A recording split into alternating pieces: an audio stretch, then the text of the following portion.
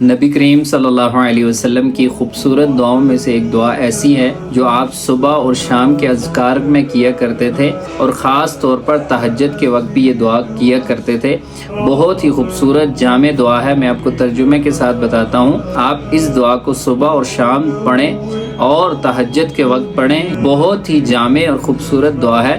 وہ دعا کیا ہے؟ آپ صلی اللہ علیہ وسلم یہ دعا پڑھا کرتے تھے: اللہم رب جبرائیل و میکائیل و اسرافیل فاطر السماوات والارض عالم الغیب والشہادت انت تحکم بین عبادک فیما کانوا فیہ یختلفون اہدنی لما اختلف فیہ من الحق باذنک انک تہدی من تشاء الی صراط مستقیم، جس کا ترجمہ یوں ہے کہ اے اللہ، جبرائیل، میکائیل اور اسرافیل کے رب، آسمانوں اور زمین کو پیدا فرمانے والے، پوشیدہ اور ظاہر کو جاننے والے، تیرے بندے جن باتوں میں اختلاف کرتے ہیں تو ہی ان کے درمیان فیصلہ فرمایا دے، جن باتوں میں اختلاف کیا گیا تو ہی اپنے حکم سے مجھے ان میں سے جو حق پیر ہے اس پر چلا، بے شک تو ہی جسے چاہے سیدھی راہ پر چلاتا ہے۔